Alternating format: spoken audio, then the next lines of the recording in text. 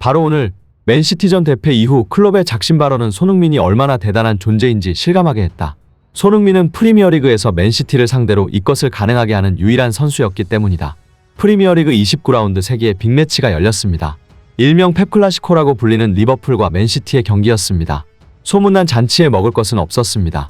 전 세계가 주목하는 빅매치였지만 막상 리버풀은 맨시티에게 무기력하게 4대1로 패배했습니다.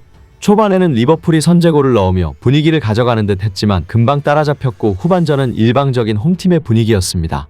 맨시티는 리버풀을 후반에 몰아붙이며 역전골에 성공한 데에 이어 후반 1분 역습 상황에서 마레즈의 크로스를 받은 더브라위너가 정확한 슈팅으로 리버풀의 골망을 출렁였습니다. 탄력이 붙은 맨시티는 리버풀 수비를 사실상 유린하다시피 했고 리버풀은 따라붙기 위해 반격을 시도했지만 격차를 벌린 것은 오히려 맨시티였습니다. 리버풀은 경기 막판까지 추격골을 터뜨리기 위해 분전했지만 맨시티라는 거대한 벽을 넘어서지 못했습니다. 결국 경기는 맨시티의 4대1 대승으로 마무리됐고 맨시티는 이번 시즌 처음으로 프리미어리그 4연승을 달렸습니다. 영국 언론 BBC에 따르면 맨시티의 과르디올라 감독은 이렇게 말했습니다. 시작부터 끝까지 거의 완벽한 경기였다. 0대1로 뒤진 상황에서도 우리는 경기를 잘했다. 특히 잭 그릴리시는 0대2가 될 수 있는 잠재적인 상황에서 좋은 수비를 보여줬다라며 운을 뗐습니다. 이어 우리는 항상 리버풀과 다퉈왔고 오늘 역시 리버풀이 경기 방식은 우리에게 어려움을 남겼다. 하지만 오늘 선수들은 훌륭했다. 우리는 모든 포지션에서 정말했고 선수들에게 경의를 표한다. 잘못한 선수 한 명 없었다라고 말했습니다. 하지만 클럽 감독은 손흥민을 영입하지 못한 것을 직간접적으로 표출할 정도로 이례적인 절망에 빠졌습니다. 클럽 감독은 경기 시작 70분 만에 주전급 선수 살라를 포함해 4명을 한꺼번에 교체할 정도로 공격진에 강한 아쉬움을 토로했습니다. 영국 공영방송 BBC는 클럽이 맨체스터 시티가 완벽하게 리버풀을 넘어섰다고 인정한 것 같다. 백기를 들었다고 표현할 수밖에 없었다라고 말할 정도라고 전했고 여타 매체들은 클럽이 손흥민이 있었으면 우리는 모든 게 달라졌을 것이라는 걸 시사했다고 전했습니다. 이런 에피소드가 생긴 과정을 잠시 살펴보면 손흥민은 EPL에서 유일한 자타공인 맨시티 킬러입니다. 손흥민은 최근에도 맨시티를 상대로 이도움을 올리며 맨체스터 시티 킬러의 면모를 다시 한번 과시했습니다. 당시 맨시티를 EPL 선두로 이끌고 있는 펩 과르디올라 감독으로선 손흥민을 상대하는 게 악몽과도 같은 일이라고 영국 언론들은 전했습니다. EPL 26라운드 당시 왼쪽 공격수로 선발 출전한 손흥민은 전반 4분 만에 쿨루셉스키의 선제골을 도왔고 역습 상황에서 케인의 패스를 받은 그는 수비라인을 허물고 골키퍼와 1대1 상황을 맞았습니다. 맨시티 골키퍼 에데르송이 빠르게 앞을 막아섰지만 손흥민은 침착하게 패스를 내줘 동료의 득점을 이끌었습니다. 맨시티를 상대로 그야말로 극강의 기록을 자랑하고 있는 손흥민은 비록 골을 터뜨리진 못했지만 맨체스터 시티 킬러다운 면모를 뽐냈고 현재까지 과르디올라 감독 체제의 맨시티를 상대로 7골, 최근 8차례 맞대결에서 6골을 넣었습니다. 이날 경기에서 과르디올라 감독은 역시 손흥민이 문제였다. 그는 우리를 유독 많이 괴롭혔다며 허탈함을 드러내기도 했습니다.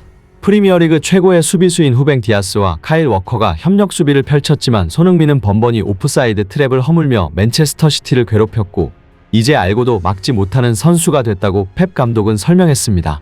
특히 맨체스터 이브닝 뉴스는 손흥민을 오프사이드 트랩에 가두려던 시도는 형편없이 실패했다.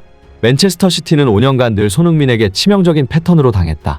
맨체스터 시티는 이제 손흥민과 경기를 하는 것조차 싫을 것 같다고 평가했습니다. 그렇다면 조금 더 자세하게 살펴봤을 때 클럽 감독이 지적하기도 한 손흥민과 리버풀 공격진들의 결정적 차이는 무엇이며 클럽 감독이 프리미어리그 우승을 위해 손흥민을 반드시 영입하려는 이유는 무엇일까요? 바로 다음의 요소들입니다. 첫 번째, 프리미어리그에서 독보적으로 보여주고 있는 차원이 다른 라인 브레이킹 능력입니다. 격이 다른 라인 브레이킹 움직임은 손흥민이 반짝 스타로 끝나지 않고 지금까지 최고의 명성으로 군림하는 데에 가장 큰 도움이 되었습니다. 사실 토트넘에서의 첫 시즌 때 보여준 둔감한 오프더볼 움직임은 팬들한테 매우 큰 단점으로 지적받았었습니다. 볼을 받기 전에 주위를 살펴 동료나 공간을 보는 것을 룩업이라 표현하는데 이 부분에서도 부족했습니다. 하지만 손흥민은 천재임과 동시에 지독한 노력파입니다.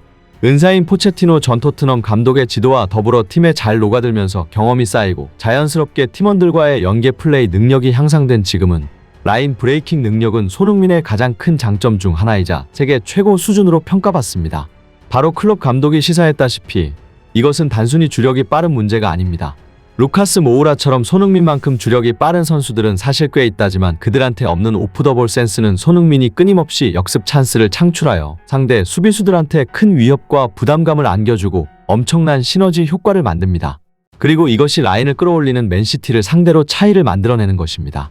손흥민 한 명의 움직임 때문에 맨시티는 라인을 바짝 끌어올리는 자신들이 잘하는 축구를 할 수 없게 된다는 것입니다. 손흥민 같은 카운터형 포워드가 상대 디펜스의 뒷공간을 빠르게 치고 들어갈 경우 수적 우위가 거의 무의미해지고 대부분 골키퍼와 1대1 상황이 되며, 그런 상황에서 여기에 골 결정력과 양발 능력이 결합되면 골키퍼를 상대로 강한 공격 무기를 가진 선수가 득점을 넣을 가능성이 높아집니다. 따라서 그것을 미연에 방지하고자 맨시티는 전체 라인을 부분적으로 내리게 되어 자신들이 잘하는 것을 할 수 없게 되는 것입니다. 이번 경기에서 클럽은 팀 내 최고의 공격수인 살라를 조기 교체했을 정도로 리버풀엔 이러한 능력을 가진 선수가 없는 것입니다. 또한 클럽이 언급한 프리미어리그에서 손흥민만이 가지고 있는 두 번째 차이는 바로 이것입니다. 이에 대한 전문가의 해석을 들어보면 손흥민은 자신의 페이스를 자유자재로 컨트롤하면서 속도를 급변하는 게 매우 뛰어나다.